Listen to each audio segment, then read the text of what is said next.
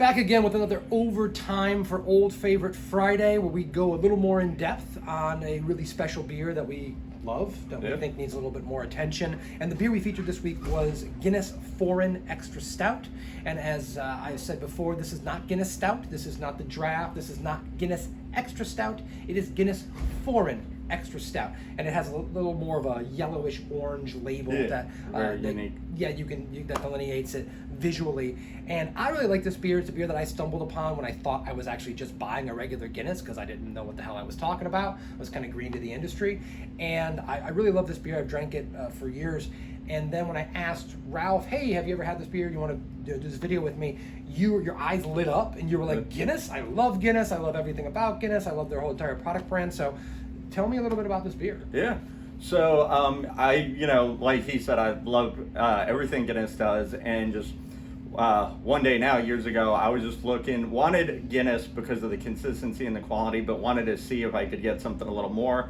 Heard about the foreign export stout, so did a little bit of looking around, found actually this exact foreign export at a local mom and pop liquor store, and was sold on it the first time I tried it because it gives you all that chocolate and rich coffee notes, that bit of dry that you do get from normal Guinness, but there's a dark fruit from the higher alcohol that just you couldn't get with just a normal Guinness. So it brings you everything you want, plus it's just that much more.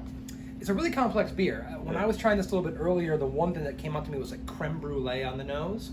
And I also got that dark fruit you were talking about, that baker's chocolate. It's got a kick. It's a rich, full-flavored stout. It's not quite an imperial stout by our standards. Yeah. These days, you can't be an imperial stout unless you're 15% alcohol or something. But at 7.5%, it's a big, bold beer. And I'll be honest with you, I've had a lot of imperial stouts, and there's a lot of imperial stouts I've had recently that I would leave on the shelf and rather grab one of these. It ticks all the boxes for me when it comes to a great stout. Flavor profile, rich, complex. You let it warm up a little bit, it even becomes a little bit more complex in general. I honestly think that we should be doing stouts more like this. I mean, I know the big thing right now, obviously pastry stouts, sweet stouts. This got a little bitterness to it, right? Yeah, for sure. And that's one thing I was going to even talk about, that sometimes with a pastry stout, although everyone seems to love them right now, you'll like have a glass, or you'll sometimes have half a glass, and like, that was really nice, I'm glad I tried it, but I can't finish drinking this. Where even with this little bit of extra alcohol, it being 7.5, I could drink a few of these. I could just, you probably shouldn't, but I could literally house these, because it's got so much flavor that you want to go back, but it's not under attenuated or something where you're like, oh, that's a chore. This, like, you could just go to town on, and next thing you know, you drink a bunch of relatively strong Guinness. Well, a well-balanced bitterness, which is important for a stout, honestly. I mean, that's part of what makes a stout.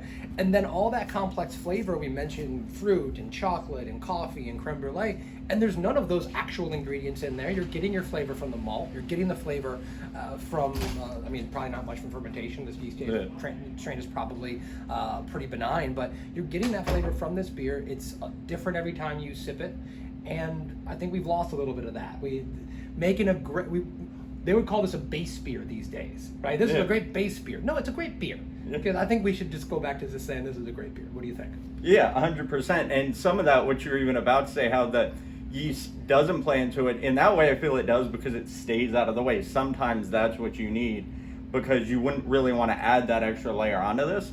And like you said, I think this should just be called a great beer, not base beer or anything otherwise, because sometimes I think people get confused in the way that it's like, oh, well, that's just a base beer, and it's better than if someone were to adjunct this. Not that Guinness can do great things, but it would be better than the adulterated version. So yeah, I think it's fine on its own and should be that way. I do have to say that when you say that sometimes the yeast just needs to get out of the way, you and I have to have a long conversation. We are a Belgian-inspired brewery, and our yeast never gets out of the way. So that is true. We're going to stop the video now. I'm going to have a stern talking to Ralph, make sure he never says or thinks that ever again. But guys, thank you very much for taking a look at this. Ralph, thanks for joining me. Go get yourself this beer. It's really, really good. It's not easy to find, right? You're not going to find it most likely at your local grocery store, but a specialty shop either has it or should be able to get it. And just because it is a macro beer, just because it's a big company, doesn't mean it's not great. And that's one of the things we always drive home. Just because it's widely available, or just because you can find it, or as a big company makes it, doesn't mean it can't be a great beer. We always hammer that home in Old Favorite Friday. You guys have a great weekend. Well, actually, you're probably watching this not even necessarily a weekend. You're watching it whenever you are. Have a great day. How about that? Cheers. Cheers.